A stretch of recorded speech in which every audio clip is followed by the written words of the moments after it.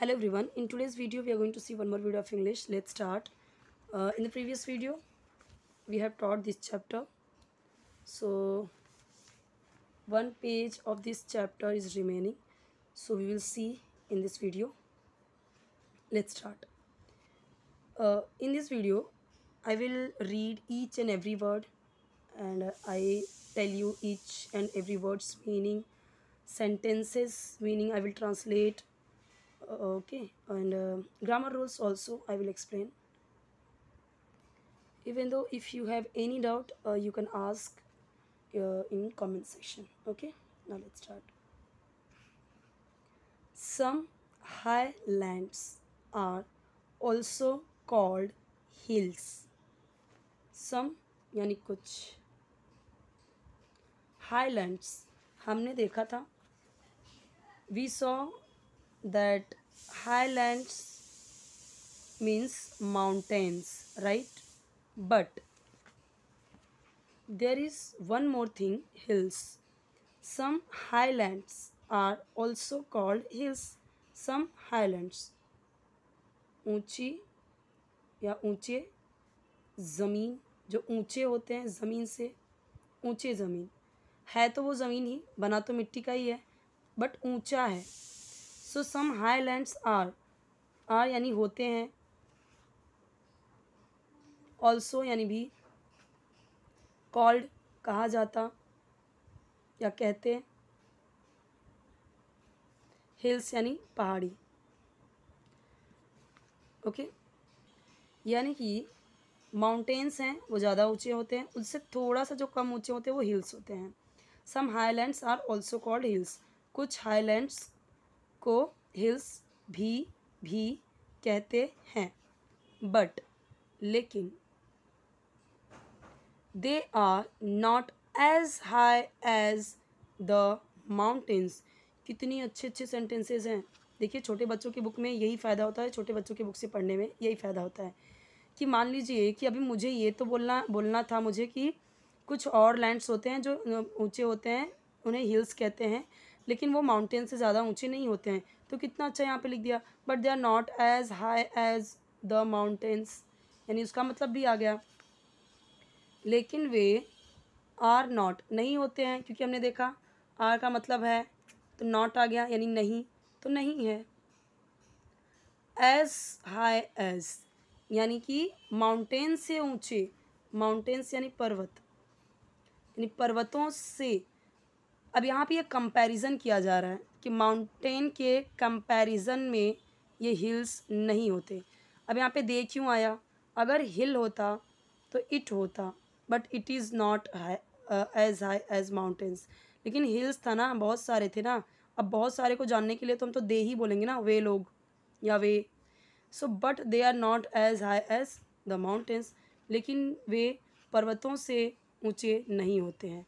अब as high as का मतलब क्या बोल दिया जी? जो ये एज आ गया ना, इसका मतलब कि माउंटेन्स से कंपैरिजन कर रहा है, और हाई का मतलब तो ऊंचे होते ही हैं, बट ये माउंटेन्स से ऊंचे नहीं होते हैं. ठीक है, तो ये एज जो लिखा ना, तो ये कंपैरिजन कर रहा है. आपको क्या बताना है, वो इन एज के बीच में रखना होता है. जैसे मान लीजिए मुझे बोलना है कि जैसे मान लीजिए मुझे बोलना है कि वो इनसे लंबा नहीं है, हाई की जगह पे मैं क्या लिख दूंगी? Long. But they are not as long as the mountains. Long को मैंने यहाँ पे रख दिया. शॉर्ट लिखना हुआ तो, छोटा बोलना हुआ तो मुझे उससे छोटा नहीं है, but they are not as short as the, जो भी यहाँ पे लिखना है वो आपको सब्जेक्ट की, इससे छोटा नहीं है ये, यानी इसको ना इससे कंपेयर कर रहे हैं. ठीक है, I hope you got it. The land between two hills or mountains are valleys. देखो, ये सब लैंड के ना टाइप्स बता रहे हैं. वैलीज क्या है, प्लेन्स क्या है, हिल्स क्या है, माउंटेन्स क्या है. The land between two hills यानी वो ज़मीन जो बीच में होती है, किसके? टू हिल्स, दो पहाड़ियों, या माउंटेन्स यानी पर्वतों, आर यानी होती हैं या हैं, वैलीज़ यानी घाटियाँ। अब यहाँ पे आप देखिए एस आ गया, तो वैली हुआ तो एक घाटी की बात किया, वैलीज़ आ गया तो घाटियाँ।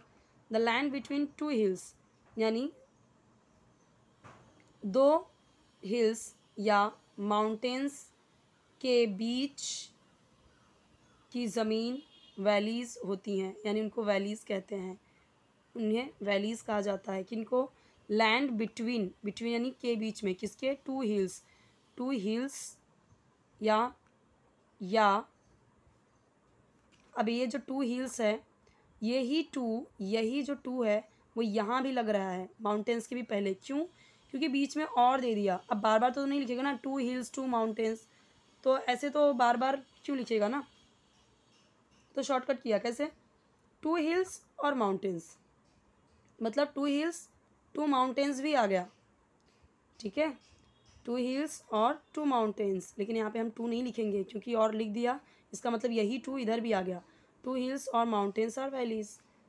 तो दो माउंटेन्स और या दो हिल्स के बीच के ज़मीन की ज़मीन वैलीज़ होती हैं, यानी घाटियाँ। रिवर्स यानी नदियाँ, फ्लो यानी बहती हैं, ये भी आपका प्रेजेंट इंडेफिनिट टेंस है, सिंपल प्रेजेंट टेंस है। क्यों? सब्जेक्ट आया तुरंत के तुरंत वर्ब आया, लेकिन क्योंकि ये प्लूरल है, बहुवचन है, रिवर्स, एक रिवर की बात नहीं की है, रिवर्स, तो बहुवचन हो गया। नदियाँ बहती हैं अलॉन्ग द वैलीज़, यानी वैली से, तो अब यहीं से नदी बह के आती है ना, तो यही वैली हुआ ना। तो rivers flow along the valleys, यानी वैलीज़ घाटियों से होके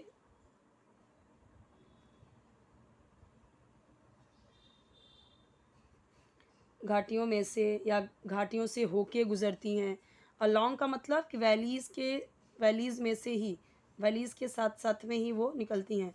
तो rivers flow along the valleys, rivers valleys से ही फ्लो होती हैं। Flat lands on the earth are called plains, जो फ्लैट लैंड्स होते हैं, फ्लैट यानी ऐसे फ्लैट एकदम। अभी इसके पहले क्या बोला था? हाई, ठीक है, अभी ऐसे ऐसे बोला तो रफ लैंड, ठीक है, तो फ्लैट यानी एकदम प्लेन ऐसा। तो फ्लैट लैंड्स यानी समतल होता है या सपाट ज़मीन जो होती है। लैंड्स बोला नहीं, कई सारे ज़मीन की बात करें, एक जगह की इतनी सी ज़मीन तो है नहीं, बहुत सारी हैं अलग अलग जगह पे, तो सब के सब अगर फ्लैट्स हैं तो हम क्या बोलेंगे? फ्लैट लैंड्स हुए। फ्लैट लैंड्स ऑन यानी पर, अर्थ यानी पृथ्वी या धरती, और कॉल्ड यानी कहलाते हैं या कहा जाता है। आर है तो इसलिए हैं आया, ठीक है, क्यों आर आया? यहाँ पे लैंड्स है, लैंड होता फ्लैट लैंड ऑन द अर्थ तो इज़ होता है यहाँ पे इज़, लेकिन लैंड्स की बात की है, बहुत सारे लैंड्स की बात की है। प्लेन्स, इनको क्या बोलते हैं? प्लेन्स यानी समतल ही बोलते हैं। अब चाहे आप प्लेन बोलो फ्लैट बोलो, दोनों का मतलब तो सेम ही है, उनको क्या बोलते हैं? फ्लैट को ही प्लेन्स बोलते हैं। Most people live on the plains, अधिकतर, आपको पता ही है।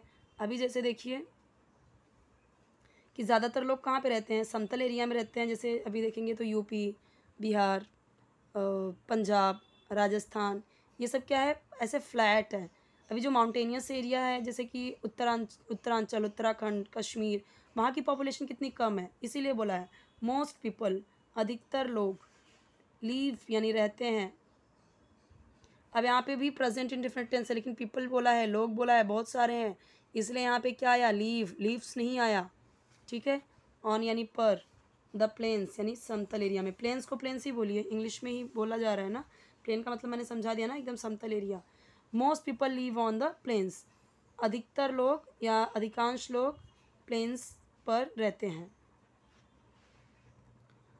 We use the globe as a model of the earth, हम देखते हैं ना कि इधर अमेरिका, इधर ये, इधर वो, इधर इंडिया, तो यही ग्लोब है। ग्लोब क्या है? मिनिएचर मॉडल ऑफ अर्थ है। तो वी यूज़, हम यूज़ करते हैं, ये भी present indefinite tense, simple present tense. कैसे? क्योंकि सब्जेक्ट डायरेक्टली वर्ब आ गया, क्रिया आ गई, विदाउट एनी हेल्पिंग वर्ब, कोई भी हेल्पिंग वर्ब नहीं, कोई भी सहायक क्रिया नहीं है। तो उसका रूल तो मैंने बताया ही है आपको।